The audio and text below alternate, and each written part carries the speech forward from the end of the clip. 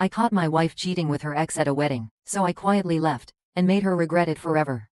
When I first started dating, my dad gave me a piece of advice that stuck with me. He said, "Son, men of value do not tolerate disrespect, manipulation, or lies from women. Stay true to yourself and always be a man of worth." Unfortunately, life had other plans. "Love, there's been a change," I told my wife Vera. "The merger meeting was moved up, and I have to leave tomorrow morning. I won't be returning until late Sunday." I knew how significant the upcoming wedding was, especially since she was the maid of honor, but I had just been promoted to carbon monohypofluorite, and missing the meeting could jeopardize not only the deal but also our future. "I'm truly sorry," I added. "Are you serious?" she snapped. "We've been planning this for so long, and now you're canceling at the last minute? I'll be there alone. Do you understand how embarrassing that will be for me? Can't someone else go instead? This contract is worth more than $2 billion, I explained, trying to remain calm. "And I'm in charge of it. We've been working on this deal for the past year. No one else can take my place. A lot of people's jobs depend on its success. I understand that you're upset, but there's nothing I can do. I'll be back Sunday." She was furious and shut down entirely, instructing me to sleep in the guest room. That night, there was no intimacy, emotional or physical, which was unusual for us. Her coldness and rage were completely out of character, and while I tried to understand, I couldn't calm her down. So, I prepared for my trip and spent the night alone. I knew the wedding was deeply important to Vera because of her friend Carol. Carol had suffered terribly. Her ex-husband cheated on her while she battled a life-threatening illness and later abandoned her because he couldn't handle her slow recovery. It broke Carol and worsened her condition. After a miraculous recovery, she divorced him for abandonment but then fell into a 5-year depression.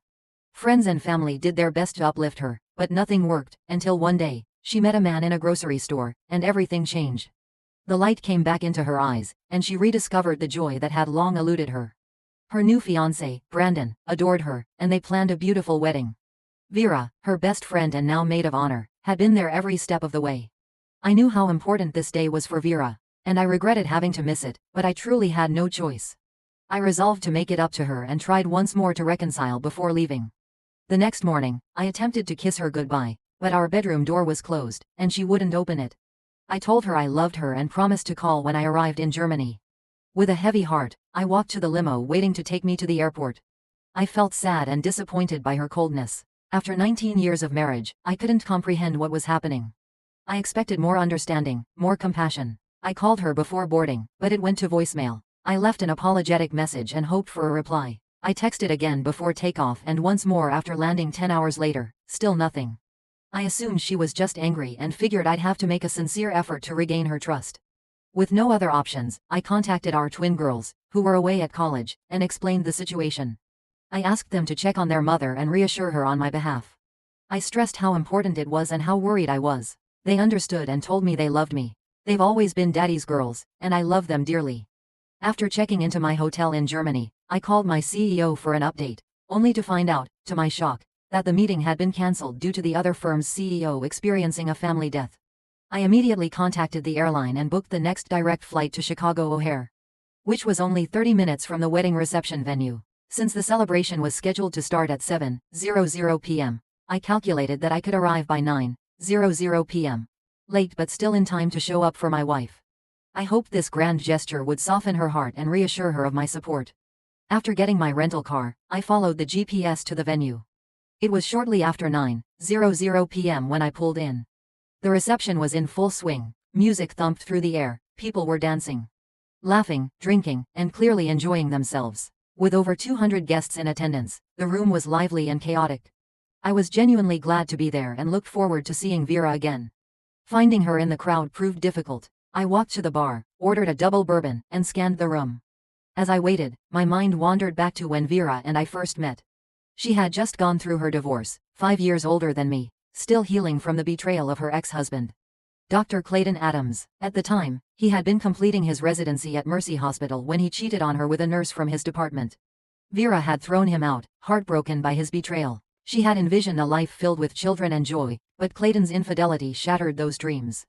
Her heart, both emotionally and financially, had taken a beating. Medical residents don't earn much, and the settlement with her ex-husband divided what little they had. Vera was left picking up the pieces, working as a waitress to pay her bills. These difficult circumstances gave her a deep understanding of what Carol had gone through. When Vera and I first met, It truly felt like something out of a storybook. I was immediately smitten. Despite the pain and heartache she carried from her past, I saw in her a woman of strength, beauty, and remarkable depth. Her attractiveness was the first thing that caught my attention, but it was her compassion and love that ultimately captured my heart. I became a steady partner to her, helping her overcome the obstacles life had placed in her path and, in turn, transforming her life for the better. We shared 19 wonderful years together, raising our twin daughters with a great deal of love. Vera appreciated how open and honest I was in our relationship. We often spoke about the value of loyalty and commitment, which gave her a sense of safety and trust. I praised her strength in leaving her cheating husband, admired her resilience, and consistently voiced my belief that faithfulness was the cornerstone of any meaningful marriage. Our marriage was grounded in trust, loyalty, and shared dedication, until everything changed that night at the wedding. At 44, Vera was still stunning, and at 39, I was in the best shape of my life thanks to my dedication to fitness and jogging. Our physical relationship remained strong, and the age difference had never been a problem. Our daughters, Mara and Carrie, were thriving in college, optimistic and full of life. We had a beautiful family, and up until that evening, our marriage felt unshakable.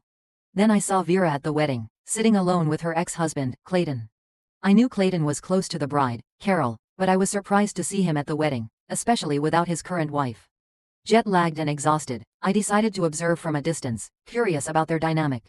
What I saw began to unravel my world. I watched as Vera, seemingly comfortable and familiar with him, suddenly rose, took his hand, and led him to the dance floor. She looked breathtaking in her ivory gown, and I desperately wanted to believe it was just a dance. But her confidence and comfort as they moved through several slow songs left me shaken.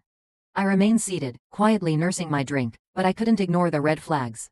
Vera had clearly been drinking, her flirtatious behavior was obvious, and I knew she could become more affectionate after a few drinks. Still, what happened next crossed every line. She kissed him, in public, in front of all her friends. I watched, numb and ashamed, as she shared private, intimate moments with a man who had once betrayed her. His hands roamed freely, and hers slid beneath the table as they sat alone, wrapped in a moment that should have never existed. I stood there, heart pounding, ready to confront them, ready to stop this madness. But then I paused. My father's words echoed in my mind, "Men of value do not tolerate disrespect."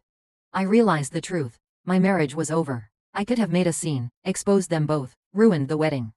But instead, I chose dignity. If Vera wanted Clayton, she could have him. She wasn't mine anymore. Strangely, I felt calm. I pulled out my phone, zoomed in, and took several close-up photos and a short video. Then I sent her a message. "Guess what, sweetheart? My meeting was rescheduled and I came back early. Looks like you're in good hands tonight. I'll go home. I'm guessing you'll be staying the night with Dr. Clayton. I get it now. While you've been avoiding my calls and texts, this is what you've been doing. Have a blast. Here's to our marriage ending. I'll be gone by the time you get back tomorrow." I hit send and kept watching her. Moments later, I saw her phone light up. She picked it up, her expression quickly shifting from carefree to horror as she read the message. The moment I saw that panic set in, I stood and walked calmly out of the reception.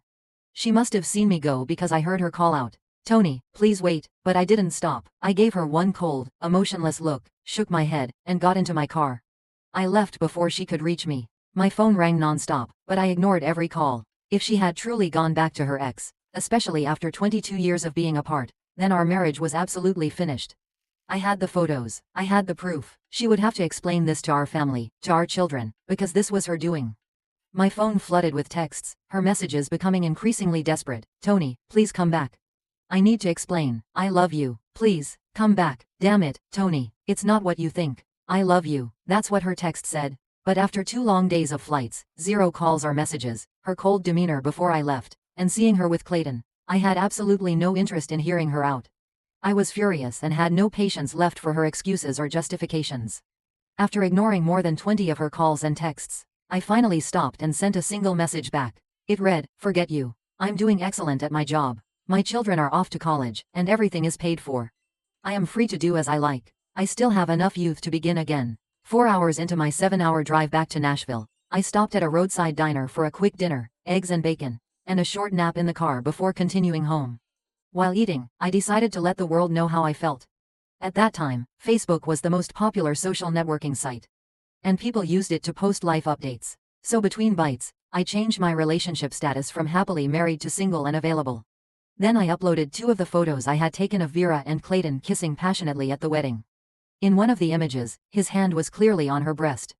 Beneath the photos, I added a comment that Vera had decided to upgrade and reunite with her ex-husband while I was returning to the dating world.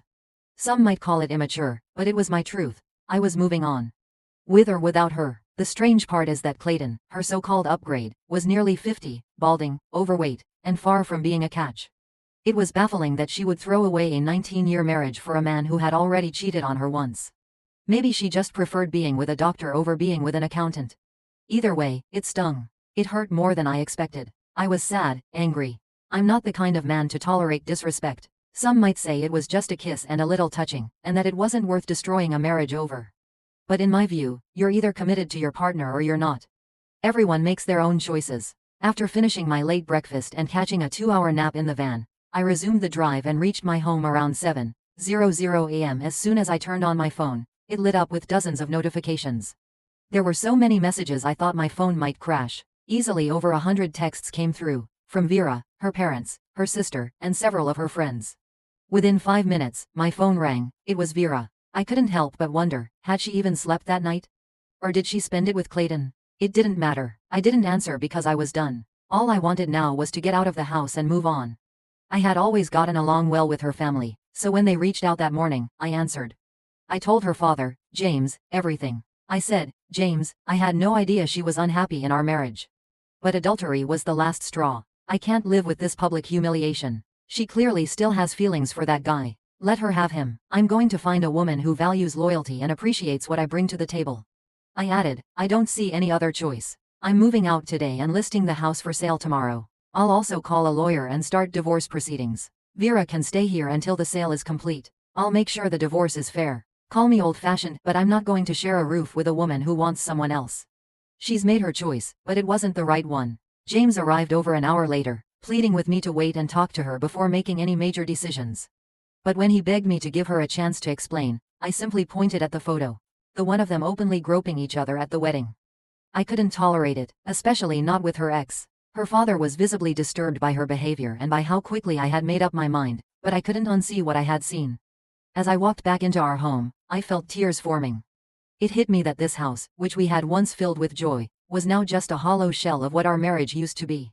Over the last 5 years, we had worked to turn this house into our dream home. Mortgage rates had been low, under 2.99%, and our property had doubled in value. As the family's accountant, I refinanced the house at full value and unlocked approximately $500,000 in equity. Immediately, I created two $200,000 trust funds for our daughters' college educations, with some extra to help them start their adult lives. The remaining $100,000 went into renovating the house, turning it into something we both loved and were proud of. Even with the upgrades, our monthly mortgage only increased by $1,700 due to the lower interest rate. It had been an easy decision. Vera had gone back to work as a receptionist to help cover the additional monthly costs. My salary was comfortable, and as the newly appointed CFO, I was set to receive stock options the following year that would become our retirement cushion. Vera never showed much interest in our finances as long as her needs were met. She had always trusted my financial acumen and enjoyed the lifestyle it afforded her. Even though I had tried to explain the value of the stock options to her many times. She never really listened. It was obvious, but it didn't concern me too much. I looked forward to our future. Fortunately, the merger, which coincided with the collapse of my marriage, promised a bonus in stock options worth roughly 40,000 shares.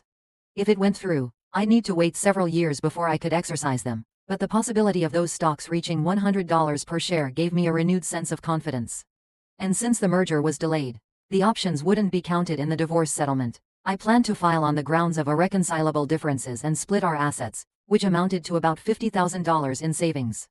The house would be sold, but it was heavily mortgaged, leaving little to divide. If Vera cooperated, she'd walk away with her car and $25,000. At 44, she could have lived a peaceful life with a solid foundation. But my fury and humiliation had drowned out any attachment I still felt. All I wanted now was revenge, and for her to realize what she'd lost. Seeing Clayton again after 20 years stirred up all kinds of memories, both good and painful. He used to be my spouse, and once, we shared a close bond. But his betrayal ended all that. Still, he wasn't nearly as important to me as Tony, my husband now. Tony was more handsome, a better man, and someone I genuinely loved. And yet, somehow, I ended up with Clayton, letting him hug and kiss me, knowing full well it was wrong. I kept flirting, knowing I shouldn't. Maybe I drank too much. Maybe I was disappointed Tony didn't show up. Maybe I just craved attention. Whatever the excuse, I crossed a line. Clayton still seemed like he fit in some ways, and a small part of me thought a little flirtation wouldn't hurt. After all, he's single now, and Tony had backed out of this big wedding at the last moment. So, I figured, maybe I deserved to enjoy myself. When Clayton kissed me again, it stirred something. His kiss reminded me of a time long ago when I was carefree. We danced close in a quiet corner. I let it happen. I figured a little kissing and closeness wouldn't hurt. Everyone else was partying and probably wouldn't even notice. I planned to explain it all to Tony later and make things right. But that plan fell apart when I received a message on my phone, just as my friends were surrounding me. It was from Tony. The message said he was there. I hadn't noticed him earlier, but now I thought I caught a glimpse of him leaving. Panic flooded me. I needed to explain, but I was terrified he'd seen everything. I told Clayton I needed the restroom and ran from the reception, heart pounding. I saw the door slowly shutting at the end of the hallway and bolted for it. My heels echoed loudly as I ran toward the exit, spotting Tony. He had seen me. I called out, begged him to wait. He didn't stop. He looked at me coldly, shook his head, and drove off before I could catch up. I kept calling, but he refused to pick up. And after what he saw, I couldn't even blame him. I sent more than 10 messages, desperately trying to reach him. Finally, he responded with just one brutal text, "Forget you." That crushed me. 2 of my friends found me crying outside in the cold, completely broken. After I told them everything, they were horrified and deeply worried about what might happen to my marriage. They knew Tony well and understood he wasn't the kind of man to let betrayal go unpunished. The next morning at 10 a.m. in Nashville, I began packing my belongings. I sat at the kitchen table, slowly sipping my final cup of coffee in what used to be our home. I was overwhelmed with grief and anger. After finishing, I left the empty mug in the sink and scribbled a note. It simply told her not to call me, that we'd speak when the divorce papers were ready. I didn't even sign my name. I just placed my wedding ring on top of the note, a quiet but clear end to everything. I opened my laptop, divided our funds, and deleted our shared credit card after settling the balance. From now on, she was on her own. If she chose to fight the divorce, she'd have to shoulder all the bills herself. I knew she couldn't manage the mortgage and utilities on her own. Still, with the house in high demand, it would sell quickly. If she agreed to the terms, we could end this wreck of a marriage swiftly, and she could run back to her beloved Clayton. I drove away from what was once my sanctuary into an uncertain, dark new chapter. Later, some friends from the wedding told me that Vera broke down after I left. She cried until she passed out, drunk and exhausted from sobbing. Her friends were genuinely worried and tried hard to comfort her. They kept texting and calling me, hoping to stop her from ruining the entire wedding. Eventually, they helped her back to her hotel room, tucked her into bed, and checked on her throughout the night. When she woke the next morning and realized what had happened, she called me over and over, begging for forgiveness and pleading with me to call her back. But after seeing what she did with my own eyes, there was no going back.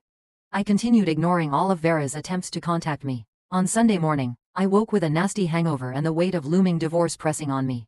I returned home around lunchtime and was picked up at the airport by my father. Later, I learned Tony had called him ahead of time, saying he wouldn't be able to come pick me up himself. My dad's anxious face told me everything. I must have looked terrible. My father has always been my rock, so when I saw him, I ran straight into his arms and cried on his shoulder. "Daddy," I sobbed, "I messed everything up. I think Tony left me." He held me close and consoled his heartbroken daughter. "I spoke with him this morning," he said gently, "and it's not looking good." I choked up. What was I thinking, Daddy? Tony, and with Clayton of all people. I was drunk and angry at Tony for not being there. I know I messed up, but he has to forgive me. I didn't even sleep with Clayton. I cried. My dad sighed. From the photos Tony showed me, "Honey, it might as well have been the same." Knowing Tony the way I do, I don't think he's the forgiving type. Even being that close with another man in public, especially that man, was betrayal to him. When I got home, I hoped, foolishly, that Tony might still be there waiting for me. But the truth hit hard. He had already left. I spent the rest of the day in tears, desperately trying to reach him and apologize. The irony crushed me. I had betrayed the one man who truly loved me, and I did it with the same man who had betrayed me all those years ago. Tony's wedding band lay on the table beside a brief note. That alone confirmed everything. Since the company's guest condo wasn't currently booked, I moved in temporarily. I informed my CEO of what had happened, and he approved the arrangement. My supervisor Bill, a longtime friend who had gone through a similar experience years ago, advised me to delay claiming my stock options until later to retain an advantage. The next morning, I walked into my office on the 16th floor, confident Vera wouldn't be able to find me. I had already notified security that if she showed up, she was to be escorted out, respectfully, of course. They followed through perfectly. When she arrived that Monday, she quickly realized she wouldn't be able to see or speak with me at work. Despite her efforts, I had gone completely radio silent. She didn't know where I was staying. She couldn't reach me by phone. Vera was left alone, consumed by guilt, regret, and a growing fear of what her future might look like. Meanwhile, my daughters were panicking. They begged me to talk to their mother. I gently but firmly explained that their mom had chosen to be with someone else. I made it clear that, in my view, what she did was unequivocally cheating. They wanted to argue at first, but I emphasized that betrayal, especially from someone you've loved and trusted for 2 decades, is not something easily forgiven. My daughters respected my stance, though they were heartbroken. I tried to help them understand that actions have consequences and that this divorce was inevitable. I also hoped the lesson would stay with them. Always respect your future spouse and never take loyalty for granted, because not everyone forgives betrayal. After I had shared that infamous post on Facebook, things happened. Friends and family started calling me nonstop, asking what had happened. But more unexpectedly, something else occurred. I suddenly became popular with women. I started dating again. The women were younger, full of energy and fun, something that had been missing from my life for years. Vera's constant criticism and emotional coldness were now replaced by lighthearted conversations, sweet texts, and exciting nights out. A month after that post, I met Cheryl, the woman who would eventually become my wife. We hit it off quickly and became a couple soon after my divorce from Vera was finalized. When Vera found out about my new life, she wasn't happy. She was angry with herself but also clearly bitter that I had moved on so quickly and refused to even give her a second chance. I never gave in to any of her pleas to meet again.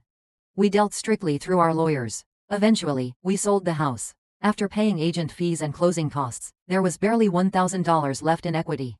I gave it to Vera. Her legal team worked tirelessly trying to secure a portion of my future earnings, but the court rightly refused. They based their settlement on my current income, not speculative gains.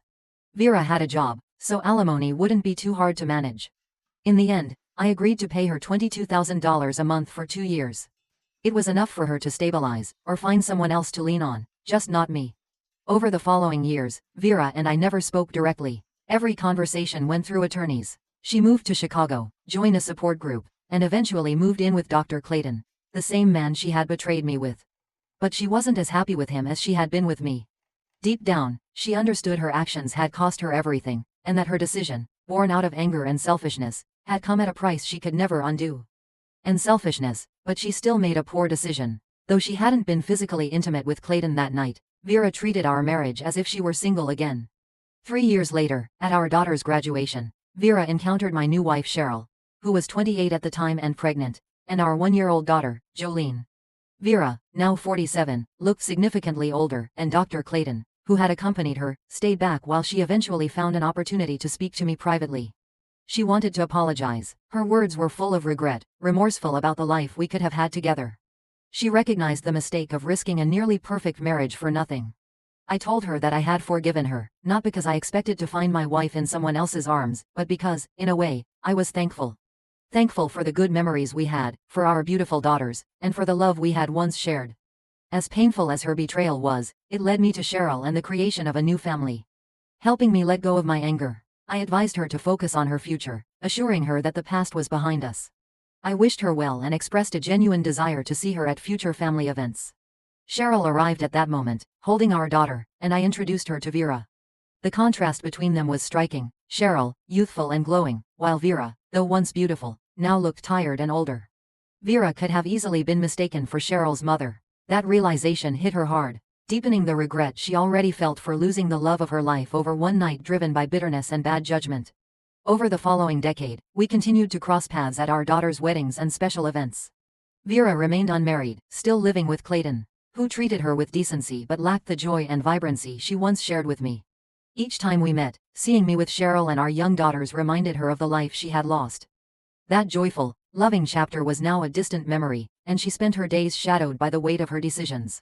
In a twist of fate, one summer, after cashing in my stock options, I saw that our old family home had gone up for sale. I bought it back without hesitation. The joy among my friends and family, Vera excluded, was overwhelming. The house, filled with so many shared memories, was once again ours. My daughters, Mara and Carrie, especially loved visiting, reliving their childhood and the warmth of our old home. It's sad Vera chose a different path. She could have cherished this continuation of the life we once dreamed of. But life moves on, and I found peace and purpose in creating a new chapter with Cheryl and our daughters. It taught me a lesson: before you wrong someone, be certain you'll never need them again. 10 years had passed since that fateful night at Carol's wedding, and my life had transformed beyond anything I could have imagined.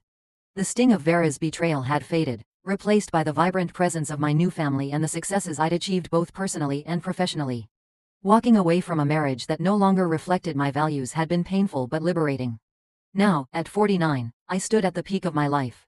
We were living once again in the home I had repurchased, surrounded by laughter, warmth, and love. Thanks to Cheryl, our daughters Jolene and Lily, and the continued affection of my adult twins, Mara and Carrie. Cheryl, now 38, brought a renewed joy to my world that I hadn't realized I was missing. Her spirit, so full of energy and optimism, balanced my grounded, disciplined nature perfectly. Together, we built a life filled with laughter, travel, and the chaos of raising young children. The home that had once symbolized loss now resonated with new memories: Jolene's finger paintings taped to the fridge, Lily's spontaneous dance performances in the living room, and Cheryl's gardening trials and triumphs in the backyard. Mara and Carrie, now in their late 20s, often visited. Their presence connected our past to our present. Watching them flourish into confident, independent women filled me with pride. Professionally, the risk I'd taken with the merger had paid off immensely. The stock options I acquired after the divorce soared in value, and I now had the financial freedom to retire. Instead, I chose to continue working as a consultant, mentoring young executives and investing in startups. My decades of experience gave me the privilege of choosing where to focus my energy. And I directed it toward my family and giving back. I even established a scholarship fund for underprivileged students in Nashville, a tribute to my modest beginnings and the values my father had instilled in me: dignity, resilience, and self-worth. Vera's life, however, had followed a very different path. Now 57, she lived quietly in Chicago with Clayton, who had since retired from medical practice. Their relationship, born from a moment of reckless nostalgia, had mellowed into something calm but ultimately unremarkable. Vera worked part-time as a receptionist, not the role she once dreamed of, but one that kept her occupied. The fulfillment she once knew during our marriage had vanished. The alimony had long since ended, and while she'd saved a bit, her financial well-being now depended largely on Clayton.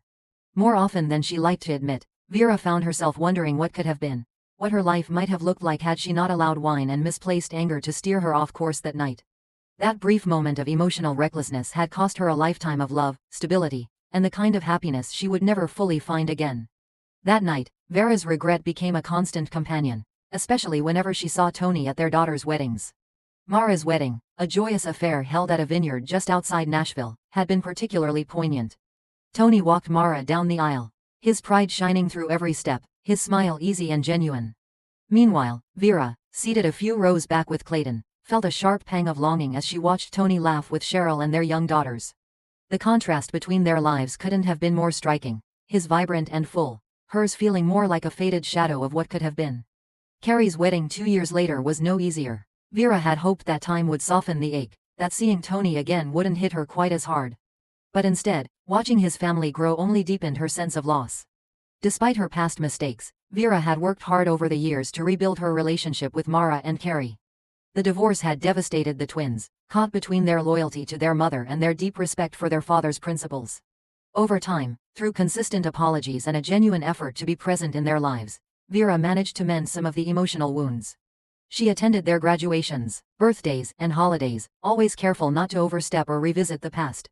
The twins, now professionals, Mara a lawyer and Carrie a graphic designer, acknowledged their mother's efforts but remained much closer to Tony, who had been their rock through the emotional storm.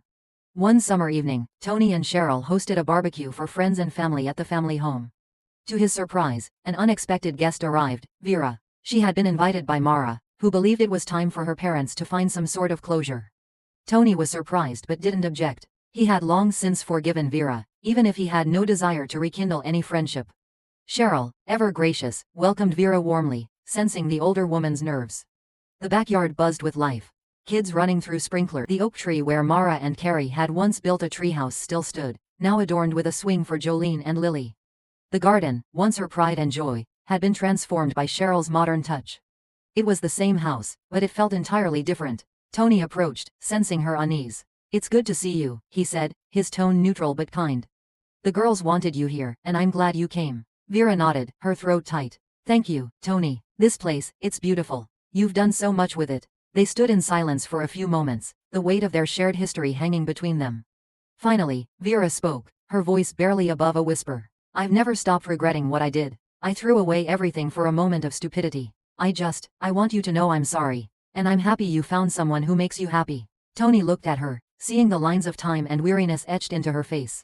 He felt no anger, only a distant sadness for the woman he had once loved. I forgave you a long time ago, Vera, he said gently. We both made choices. Yours hurt me, yes, but they led me here. I wouldn't trade this life for anything. Her eyes glistened with unshed tears, but she managed a small, heartfelt smile. You always were the better person. I'm trying to be better too, for the girls, and for myself. That's all any of us can do, Tony replied. He gestured toward the crowd. Come on, join us. Mara and Carrie would love to see you. The rest of the evening passed without incident, a quiet, meaningful step toward healing. Vera's presence didn't disrupt the warmth of the gathering, and Tony's ability to move forward without bitterness was clear to everyone. As the sun dipped low, casting a golden light over the backyard, Tony stood watching his daughters, old and new, laughing and playing. Cheryl slipped her hand into his, and he squeezed it, overwhelmed with gratitude for the life they had built together. For Vera, the visit was bittersweet. She left the barbecue with a heavy but peaceful heart, knowing she'd never fully reclaim what she had lost, but determined, now more than ever, to find meaning and peace in her own way. Back in Chicago, she began volunteering at a women's shelter, pouring her regret into helping others rebuild their lives. It wasn't the grand, picturesque life she once envisioned, but it was meaningful. And for the first time in years, she felt a spark of purpose. Tony, meanwhile, continued to look toward the future. The family home, once the scene of heartbreak, was now a sanctuary of love and second chances. That night, as he tucked Jolene and Lily into bed, he remembered his father's words, men of value do not tolerate disrespect. He had honored that advice, not out of ego, but out of a firm belief in his own worth. And in doing so, he had found a life far richer than he ever could have imagined. Thank you for reading today's story. If this story moved you, please consider liking and subscribing for more real-life stories like this one. If you have a story of your own, or someone else's, that you'd like to share, don't hesitate to reach out. Take care.